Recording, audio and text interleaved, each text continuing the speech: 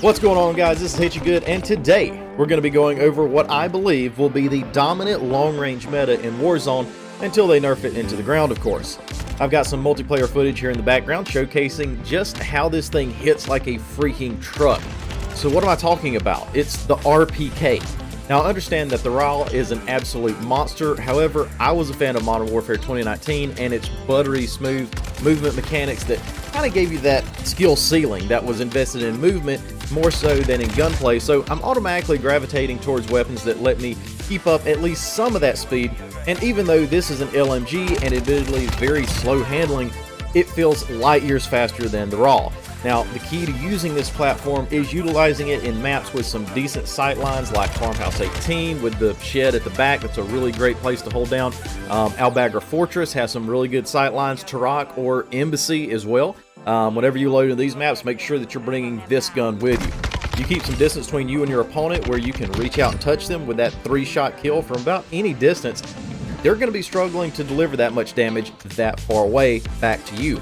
And I'd be pretty confident to say that any long-range or medium-range engagement even with an assault rifle or an SMG is going to end up with you winning. That being said, once again, this is a medium to long-range firearm. If you're jumping corners and challenging sweats with AK-74Us, you're going to reliably get clapped on a regular basis. That's just how the game works. Now, you can catch people off guard in one-on-one fights, but submachine guns are just going to out-damage you at that range. There's a couple times that you see in this video where I was able to catch them off guard and make some of those, quick encounters, but it's probably just due to the enemy's lack of ability to aim. That's why when you figure out how to really use this platform, it shines. So don't bring this big old girl in the shoot house. Just don't do it unless you're a glutton for pain, in which case I'm not judging, you do you, but I would recommend to stay away from shoot house or any of the other maps like shoot house that are a lot more close range distances. Now, for me, this is the best feeling LMG in the game. The RAW felt like it was just moving through molasses in January. My arms were weighed down when trying to ADS. It just took forever. Even though the RPK does have a rather average ADS time of 430 milliseconds when compared with other LMGs, this gun just feels different.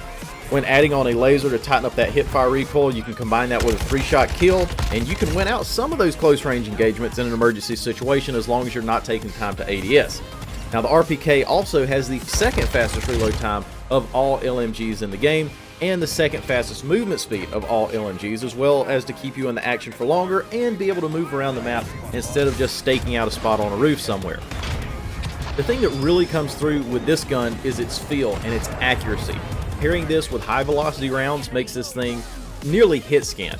With high velocity rounds, the game tells us that while it increases bullet velocity, it hurts our range.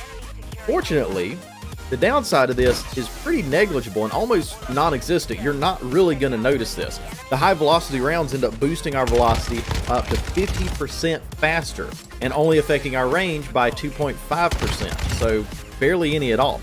So if you got a firearm that you haven't used all the slots up yet because you don't want the extra attachments to hurt it, definitely consider this particular one.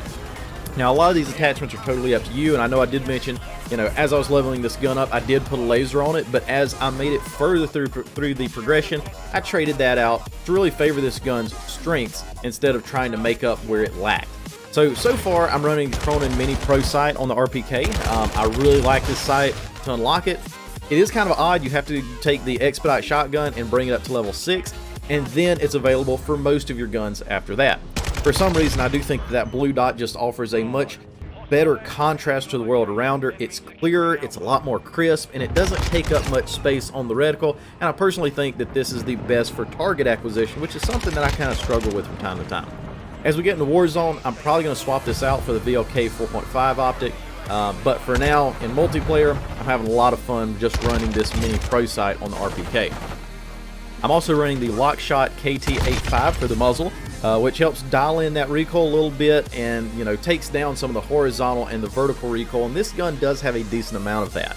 The TAC 597 barrel helps with my damage range, my hip fire accuracy, which is really nice in a pinch, my movement speed, which, as you know, I enjoy, and even more bullet velocity than it already has to make this thing a beamer.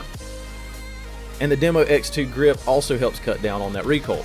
So here's where I'm still kind of figuring out what I want, and only time will tell, and the time that I spend in Warzone is going to help me come up with that answer to let me know. But the heavy support stock is also going to cut down on recoil. As you can see, this thing is a freaking laser, and I'm just firing.